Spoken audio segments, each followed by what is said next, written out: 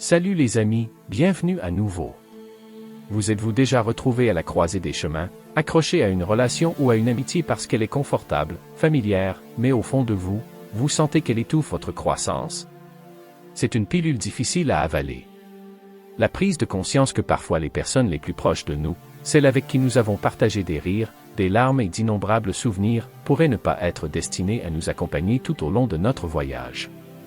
Réaliser cela n'est pas seulement révélateur, c'est comme trouver une porte cachée vers un chemin. Vous avez toujours été destiné à marcher seul, ou avec d'autres qui s'alignent mieux avec votre avenir. Et si vous pouviez vous libérer de ces relations épuisantes et aller de l'avant, en vous sentant plus fort et sans fardeau? Imaginez que vous vous réveillez chaque jour en vous sentant libre, ne plus être alourdi par des relations qui sapent votre énergie. Comment obtenez-vous cette liberté? Comment savez-vous quand il est temps de vous éloigner d'une relation qui ne vous aide pas à grandir? La réponse réside dans la compréhension des signes clairs qu'il est temps de lâcher prise. S'appuyant sur la sagesse ancienne du stoïcisme, des figures comme Marc Aurèle et son ami Épictète nous enseignent la conscience de soi et la résilience émotionnelle. Marc Aurèle a dit un jour, « Vous avez le pouvoir sur votre esprit, pas sur les événements extérieurs. » Réalisez cela, et vous trouverez la force. Cette idée puissante nous rappelle que même si nous ne pouvons pas contrôler ce que les autres font ou ressentent, nous pouvons contrôler la façon dont nous réagissons. Ce contrôle est la clé de notre liberté personnelle. Avec cet état d'esprit stoïcien, vous pouvez commencer à reconnaître les signes de relations malsaines, qu'elles soient avec un partenaire, un ami ou un collègue. Imaginez être capable de considérer un commentaire négatif, une attitude dédaigneuse ou un manque de soutien non pas comme des attaques personnelles, mais comme des signes qu'il est peut-être temps de repenser et éventuellement de mettre fin à ces relations. Vous pouvez gérer votre état émotionnel, en le gardant stable et paisible, sans être affecté par les comportements négatifs ou la négligence des autres. Êtes-vous prêt à faire un pas courageux vers la liberté émotionnelle? Plongeons ensemble dans ces enseignements, en appliquant les principes stoïciens pour identifier quand il est temps de mettre fin aux relations qui n'ajoutent plus de positif à nos vies. Nous examinerons ces signes et nous nous donnerons les moyens de prendre des décisions qui favorisent notre croissance personnelle et notre bonheur. Alors que nous explorons chaque signe, je vous encourage à rester avec nous jusqu'à la toute fin. Chaque signe dont nous discutons est crucial et offre des informations uniques qui pourraient être la clé pour débloquer une vie plus épanouie et émotionnellement indépendante.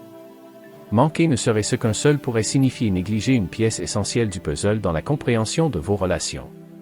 Alors, assurez-vous de rester avec nous tout au long de ce voyage. Chaque moment et chaque signe que nous explorons ensemble peut contribuer de manière significative à votre croissance personnelle. À la fin, vous serez équipé des connaissances et des outils nécessaires pour prendre des décisions éclairées concernant vos relations, ce qui vous permettra d'aller de l'avant avec confiance et clarté.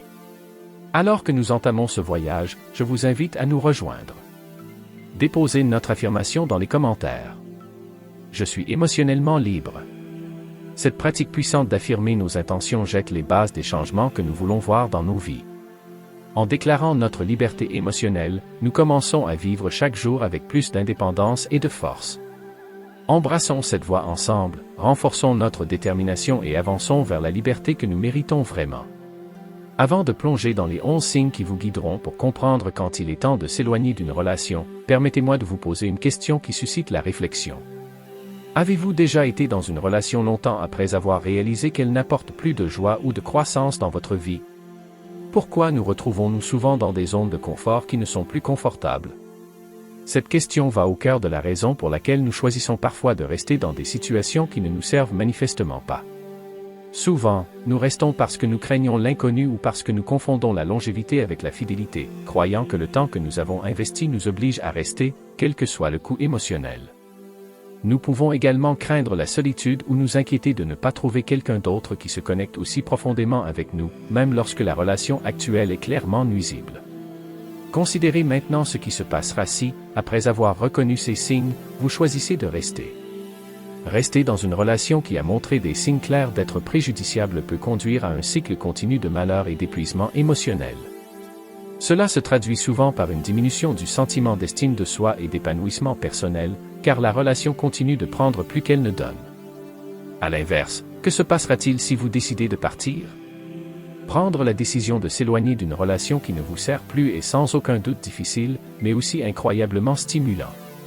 Partir ouvre la porte à la guérison, à la découverte de soi et à de nouvelles opportunités de bonheur et d'épanouissement. C'est un pas vers une vie où votre bien-être émotionnel est prioritaire, ce qui vous permet de développer des relations plus saines et plus solidaires à l'avenir.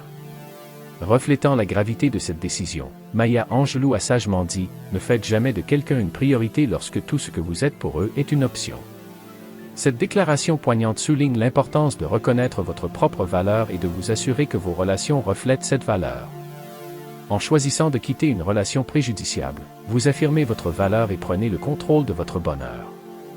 Compte tenu de ces points, il est clair que le chemin vers la liberté et l'épanouissement personnel implique souvent de prendre des décisions difficiles concernant nos relations. Chaque signe dont nous discutons aujourd'hui n'est pas seulement un drapeau rouge. C'est un phare qui vous guide vers des interactions plus saines et une vie plus épanouissante. Alors, lorsque nous passons en revue chaque signe, rappelez-vous que reconnaître qu'en partir ne consiste pas seulement à mettre fin à une relation. Il s'agit d'entamer un voyage vers un vous meilleur et plus heureux. Explorons ces signes ensemble, équipés de la clarté et du courage de faire des choix qui nous mènent à la liberté et au bonheur que nous méritons. Alors, avec ce bon état d'esprit, plongeons profondément dans ces 11 signes qui nous disent de prendre le chemin difficile comme seule solution. Chaque signe est un indicateur crucial qu'il est temps de réévaluer et potentiellement de s'éloigner d'une relation qui ne contribue plus à notre bien-être. En explorant ces signes, rappelez-vous que les reconnaître ne consiste pas simplement à identifier ce qui ne va pas. Il s'agit de nous donner les moyens de faire des choix qui donnent la priorité à notre bonheur et à notre santé émotionnelle. Examinons attentivement ces indicateurs et préparons-nous à prendre les décisions difficiles mais nécessaires qui mènent à une vie plus épanouissante. Numéro 1. Alors, les amis, plongeons dans un sujet trop courant, mais souvent négligé dans les relations. Se sentir épuisé plutôt que plein d'énergie.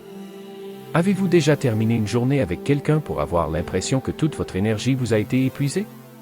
Au lieu de vous sentir exalté, vous vous retrouvez épuisé et vidé. C'est un signe crucial que quelque chose de fondamental pourrait ne pas aller dans votre relation. Lorsque vos interactions avec un partenaire ou un ami vous laissent constamment un sentiment d'épuisement, il vaut la peine de se demander pourquoi. Les relations saines devraient vous dynamiser, vous remplir d'excitation et de positivité, et non d'épuisement.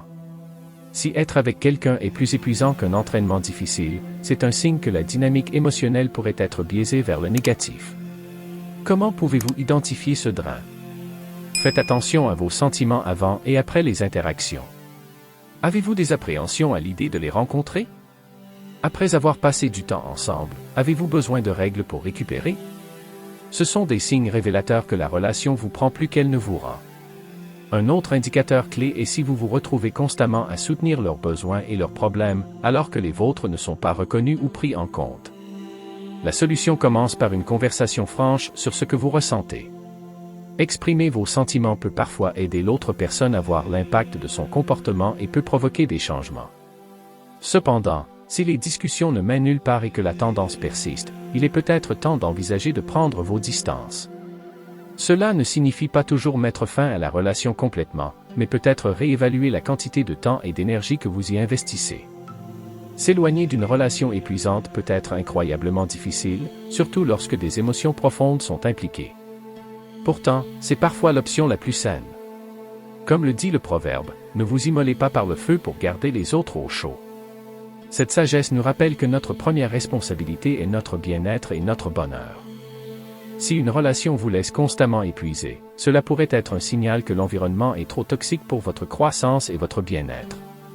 Incorporer l'affirmation d'aujourd'hui, « Je suis émotionnellement libre », dans votre état d'esprit peut vous permettre de prendre des décisions qui donnent la priorité à votre bonheur et à votre énergie.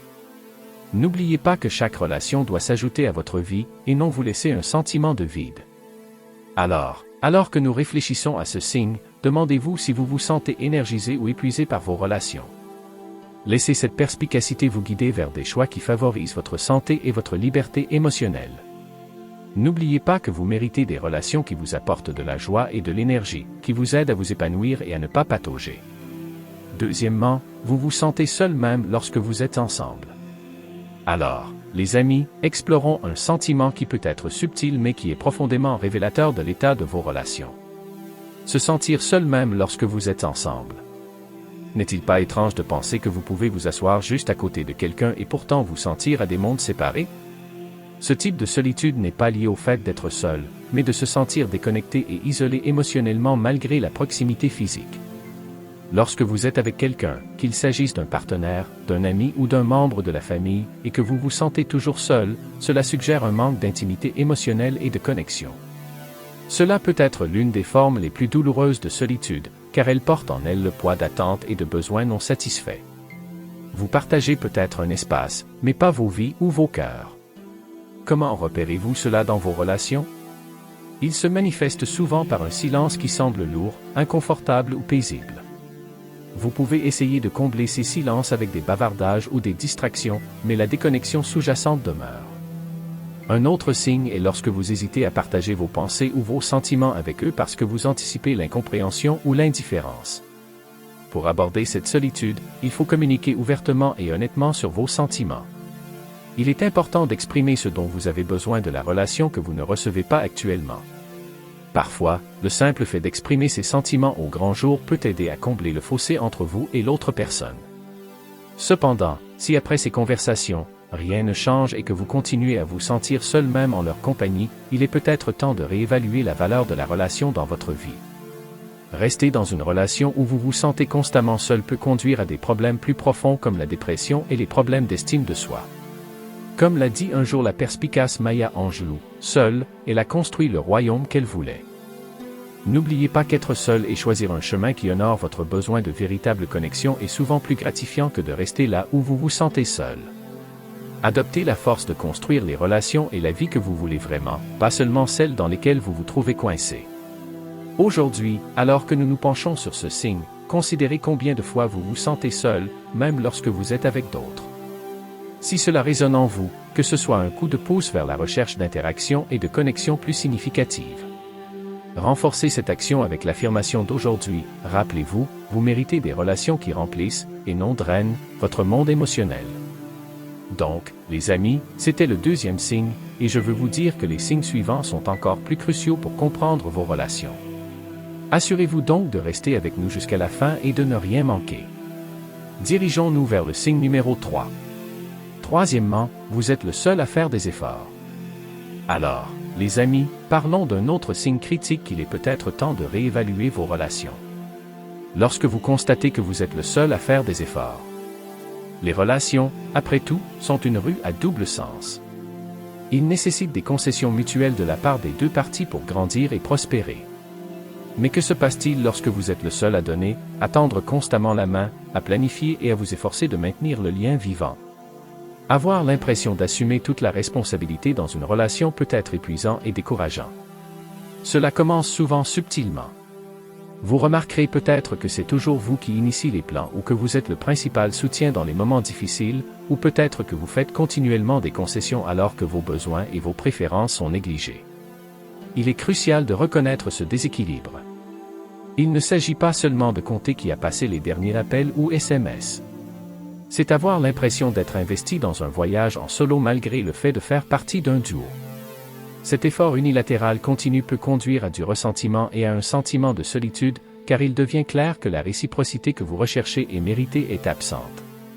Pour résoudre ce problème, il faut communiquer ouvertement sur vos sentiments et ce que vous percevez comme des déséquilibres dans la relation.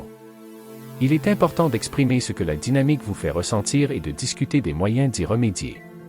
Certes, cette conversation peut être difficile à avoir, car elle remet en question le statu quo de vos interactions.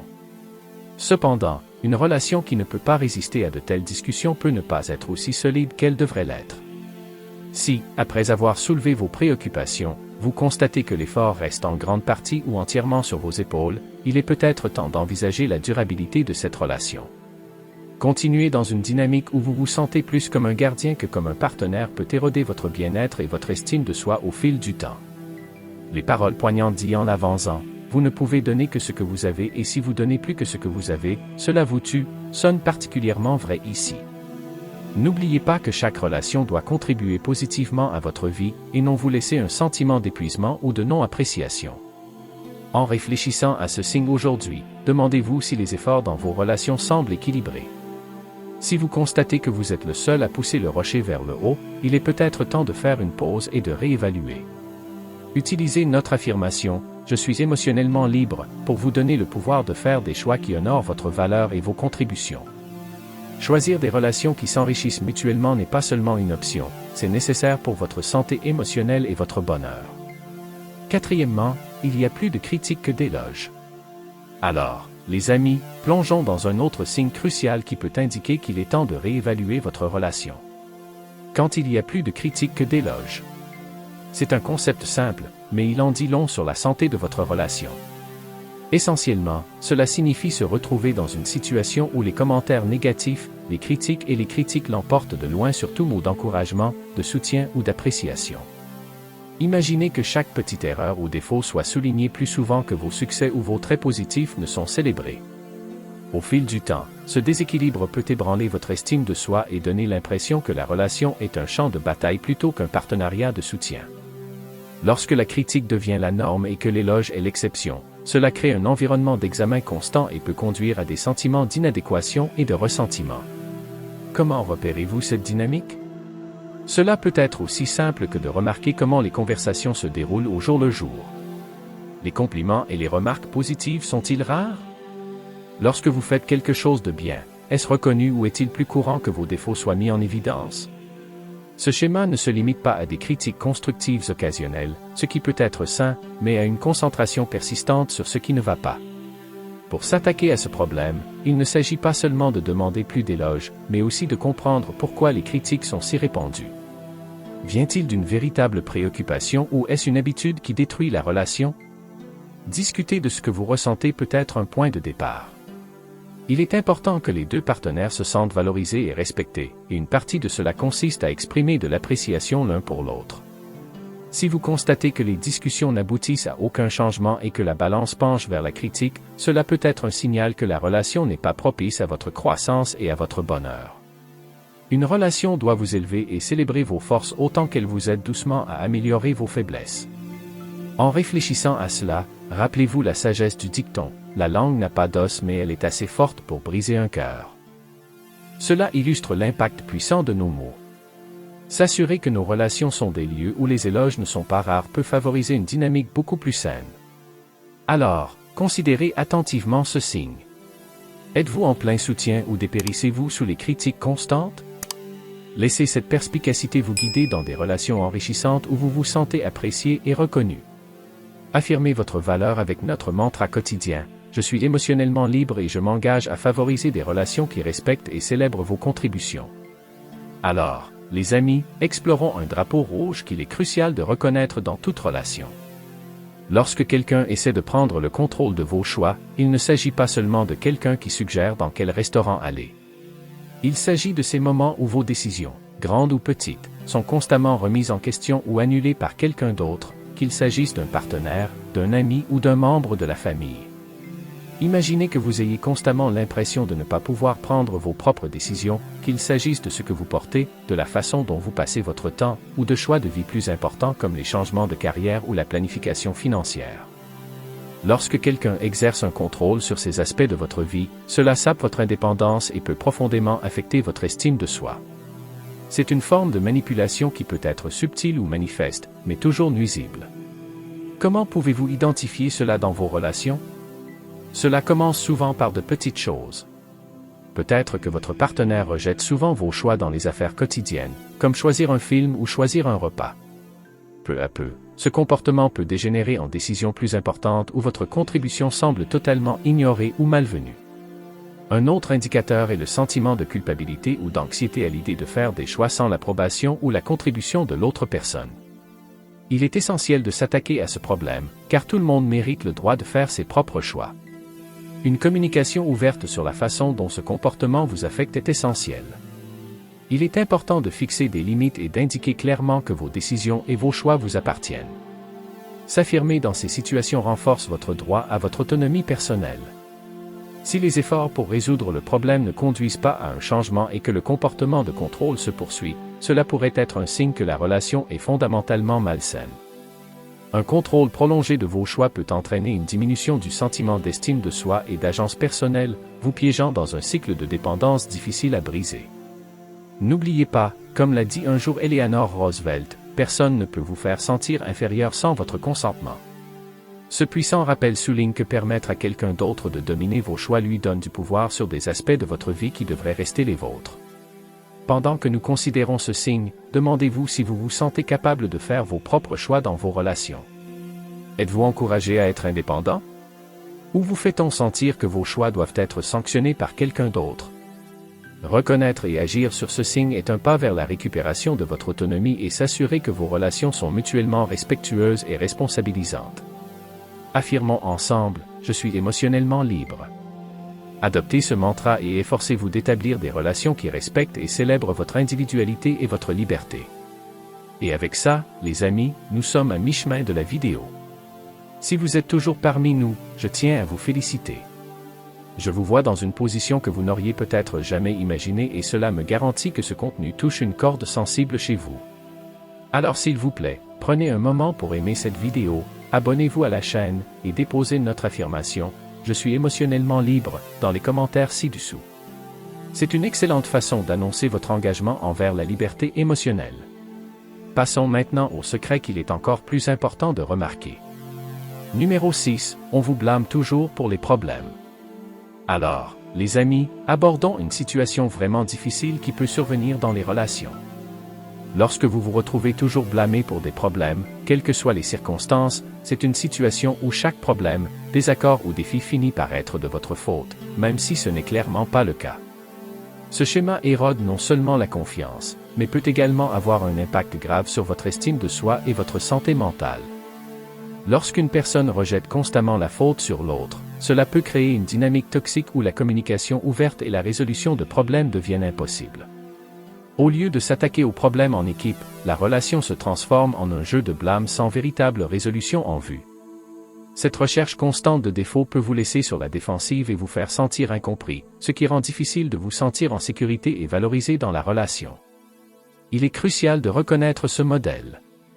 Cela se manifeste souvent par une série d'accusations ou de critiques où vos actions sont fréquemment examinées et toute tentative d'explication est rejetée.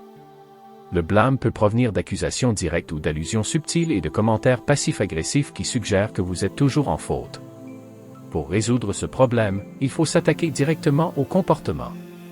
Il est important de communiquer à quel point ce transfert de responsabilité est préjudiciable à votre bien-être et à la santé de la relation.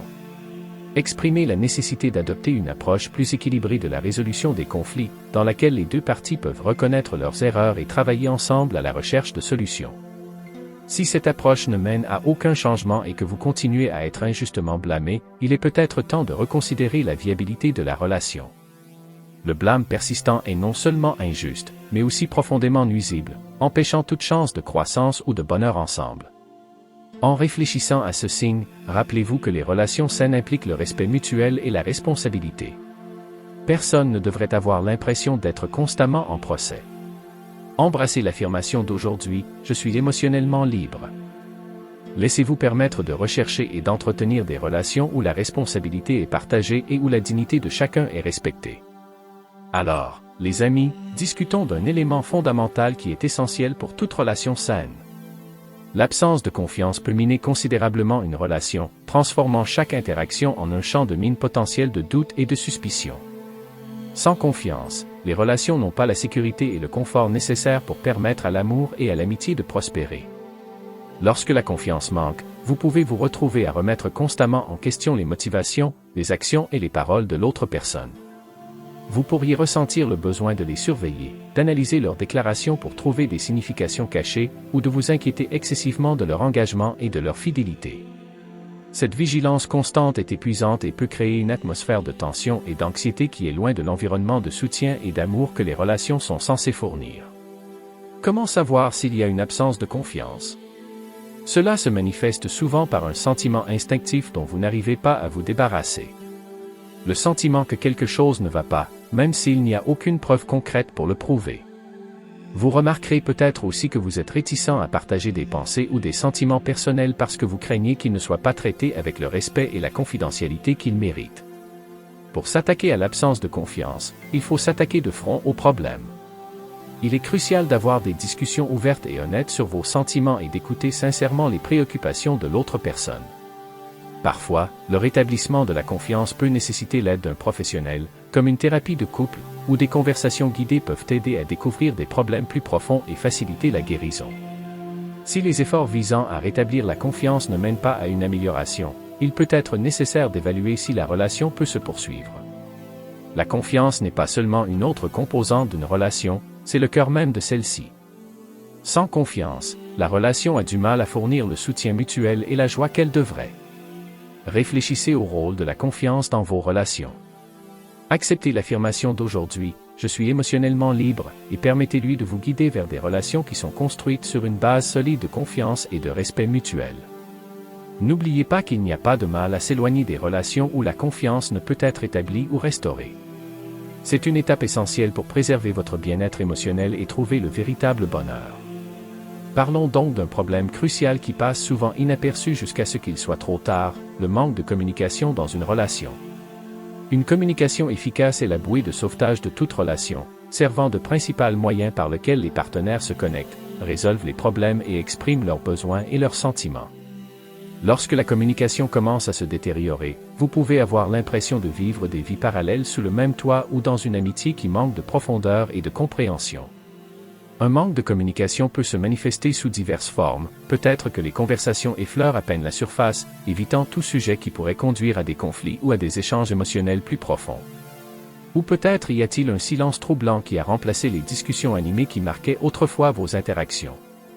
Cette rupture n'est pas forcément synonyme de dispute constante, elle est souvent marquée par une absence, un vide là où se déroulaient autrefois des échanges significatifs. Reconnaître ce manque de communication est crucial car il conduit souvent à des malentendus et à du ressentiment. Sans la possibilité d'exprimer et de résoudre ces sentiments, les petits problèmes peuvent se transformer en problèmes importants. Vous pourriez vous retrouver à deviner ce que l'autre personne pense ou ressent, ce qui peut conduire à des hypothèses incorrectes et à une tension accrue. Pour remédier à ce manque de communication, il faut faire un effort concerté pour ouvrir les lignes du dialogue. Il s'agit de réserver des moments dédiés à la parole, d'écouter activement sans jugement et d'exprimer ouvertement vos pensées et vos sentiments. Il s'agit de créer un espace sûr où les deux personnes se sentent entendues et respectées. Cependant, si les tentatives de relancer la communication échouent continuellement et que vous vous retrouvez à retourner au silence ou aux échanges superficiels, il est peut-être temps d'envisager les implications plus larges pour votre relation. Des lacunes persistantes en matière de communication peuvent indiquer que les deux parties ne sont plus investies dans l'entretien de la relation. Alors que vous réfléchissez à ce signe, rappelez-vous notre affirmation, je suis émotionnellement libre. Adoptez-le lorsque vous évaluez la dynamique de communication dans vos relations. Assurez-vous d'être dans des environnements où votre voix est entendue et valorisée. Une communication saine ne consiste pas seulement à faire la conversation, il s'agit de se connecter de manière authentique et de construire une relation épanouissante et fidèle aux besoins et aux aspirations de chacun. Numéro 9. Les trahisons répétées. Alors, les amis, attaquons-nous à un problème profondément douloureux qui peut fondamentalement ébranler n'importe quelle relation, les trahisons répétées. La trahison, qu'elle soit due à la malhonnêteté, à l'infidélité ou à la rupture de promesse, peut profondément blesser la confiance qui constitue le fondement de toute relation solide. Lorsque ces trahisons se produisent non pas une seule fois, mais à plusieurs reprises, elles créent un modèle de comportement toxique et souvent irréparable. Les trahisons répétées vous amènent à douter non seulement de la sincérité de la relation, mais aussi de votre propre jugement. Cela peut ressembler à un cycle de blessures où chaque cas ébranle votre confiance et votre estime de soi. La question n'est pas seulement de savoir pourquoi les trahisons continuent de se produire, mais pourquoi l'environnement permet que ces actions se répètent sans changement significatif ni remords. L'identification de ce modèle est cruciale, car il ne s'agit pas seulement de la douleur de chaque trahison individuelle, mais aussi de la reconnaissance d'un cycle destructeur qui indique des problèmes plus profonds dans la relation. Il s'agit de reconnaître que la confiance, une fois brisée à plusieurs reprises, est incroyablement difficile à reconstruire. Chaque trahison s'ajoute à un récit de manque de fiabilité et de tromperie qui peut empoisonner le bien-être émotionnel de la relation. Pour s'attaquer aux trahisons répétées, il faut se confronter à la réalité de ces actes. Il est important de communiquer ouvertement l'impact émotionnel de ces trahisons et d'exiger des comptes. Cette conversation peut être difficile et douloureuse, mais elle est essentielle pour déterminer l'avenir de la relation. Une thérapie ou des conseils peuvent également être nécessaires pour naviguer dans les émotions et les décisions complexes impliquées. Cependant, si le schéma se poursuit malgré les tentatives de résoudre les problèmes, il est peut-être temps d'envisager de s'éloigner de la relation. Rester dans une situation où les trahisons sont un thème récurrent peut nuire à votre santé mentale et émotionnelle. En réfléchissant à ce signe, rappelez-vous l'affirmation « Je suis émotionnellement libre ». Cela ne signifie pas seulement la liberté de la relation, mais aussi la liberté du cycle de douleur que les trahisons répétées provoquent. Laissez cette affirmation vous guider vers des choix qui privilégient votre bien-être et votre respect, en vous assurant d'être dans des relations de confiance et enrichissantes. Numéro 10. Communication unilatérale. Alors, les amis, plongeons dans un problème subtil mais important qui peut miner la santé de toute relation. Communication unilatérale. Cela se produit lorsqu'une personne domine constamment les conversations, ce qui fait que l'échange relève davantage du monologue que du dialogue. Dans une telle dynamique, un partenaire peut se sentir non entendu et sous-estimé car ses pensées et ses sentiments sont éclipsés ou complètement ignorés. La communication unilatérale peut se manifester sous de nombreuses formes. Il se peut que chaque fois que vous essayez de partager quelque chose sur votre journée ou d'exprimer ce que vous ressentez, la conversation revient rapidement à l'autre personne. Ou il se peut que pendant les conflits, les préoccupations d'une personne soient constamment prioritaires, laissant les problèmes de l'autre sans réponse. Ce déséquilibre étouffe non seulement l'interaction authentique, mais empêche également la croissance de la compréhension et du respect mutuel, qui sont cruciaux pour toute relation saine. Il est important de reconnaître ce modèle, car la communication est à double sens. Il s'agit de donner et de recevoir, où les deux parties se sentent également vues et entendues. Si vous vous retrouvez à plusieurs reprises en marge des conversations, vous sentant comme un public plutôt que comme un participant, c'est un signe que la dynamique de communication doit être abordée.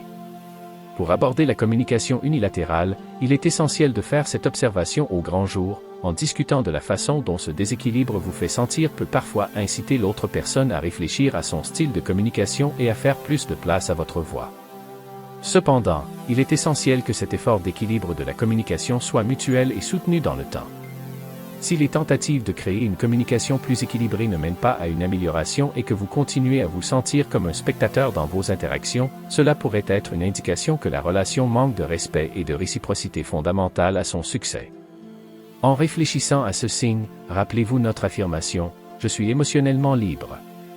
Adoptez-le lorsque vous évaluez la dynamique de vos conversations. Assurez-vous de faire partie de relations où la communication n'est pas seulement fréquente, mais juste et réciproque. Une relation saine est une relation où chaque voix, y compris la vôtre, est non seulement entendue, mais valorisée. Numéro 11. Vous trouvez des excuses pour leur comportement. Alors, les amis, attaquons-nous à un signe qui est souvent négligé mais qui est crucial pour comprendre la dynamique de toute relation. Trouvez des excuses pour le comportement de quelqu'un. Cela se produit lorsque vous vous retrouvez fréquemment à justifier ou à rationaliser les actions de votre partenaire ou de votre ami envers vous-même ou les autres, souvent au point de rejeter vos sentiments ou vos préoccupations concernant la relation. Lorsque vous trouvez des excuses, vous pouvez dire des choses comme s'ils ne le pensaient pas comme ça ou qu'ils sont simplement stressés même lorsque leurs actions vous blessent ou semblent injustes. Il s'agit d'une tentative d'atténuer les problèmes qui doivent être résolus, ce qui peut conduire à un cycle où les comportements négatifs sont minimisés et répétés sans conséquence. Ce schéma empêche non seulement une véritable résolution, mais peut également éroder votre sens de l'estime de soi et la confiance en votre jugement. Il est crucial de reconnaître ce modèle, car il indique souvent un problème plus profond dans la relation. Cela pourrait suggérer que vous n'êtes pas à l'aise de confronter la personne à propos de ses actions ou que vous pourriez craindre le conflit potentiel que de telles conversations pourraient entraîner.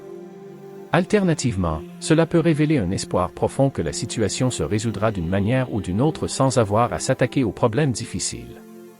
Pour y remédier, il faut reconnaître la réalité du comportement et son impact sur vous. Il s'agit d'avoir des conversations honnêtes où vous exprimez vos sentiments et vos préoccupations sans les minimiser. Il est important de fixer des limites et de communiquer clairement ce qui est acceptable et ce qui ne l'est pas. Si, malgré vos efforts, vous constatez que vous continuez à trouver des excuses pour un comportement inacceptable, il est peut-être temps de reconsidérer la santé de la relation. Personne ne devrait se sentir obligé de justifier ou de rationaliser le fait d'être maltraité. En réfléchissant à ce dernier signe, rappelez-vous notre affirmation que je suis émotionnellement libre. Utilisez-le pour vous donner les moyens d'arrêter de trouver des excuses et de commencer à prendre des décisions qui honorent votre bien-être. La véritable liberté émotionnelle vient d'être dans des relations où vous pouvez être honnête sur vos sentiments et vos attentes sans avoir besoin de défendre ou d'excuser constamment le comportement de l'autre personne. Alors, mes amis, c'étaient les 11 signes qu'il était peut-être temps de reconsidérer vos relations. Il n'est pas facile de faire face à ces réalités, mais reconnaître ces signes est la première étape vers la création d'une vie plus saine et plus heureuse pour vous-même. Si cette vidéo a résonné en vous, n'hésitez pas à lui donner un like, à la partager avec vos amis et à ne pas oublier de vous abonner à notre chaîne pour obtenir du contenu plus perspicace. Votre soutien nous aide à continuer à produire des guides utiles comme celui-ci et si l'un de ces signes vous frappe, déposez notre affirmation « Je suis émotionnellement libre » dans les commentaires ci-dessous. C'est un puissant rappel que vous avez la force de faire des choix qui donnent la priorité à votre bonheur et à votre bien-être. Il est temps de conclure, les amis, mais je vous laisse avec quelques conseils personnels. Si vous vous trouvez dans une relation qui présente l'un de ces signes, envisagez de prendre des mesures décisives. Vous pourriez être tenté de vous accrocher, en espérant que les choses changeront un jour. Et qui sait? Peut-être qu'ils le feront. Mais rappelez-vous, le choix vous appartient en fin de compte, votre vie, vos règles. Assurez-vous de choisir des chemins qui mènent à votre croissance et à votre épanouissement. Merci de vous joindre à moi aujourd'hui, et jusqu'à la prochaine fois, prenez soin de vous et des autres.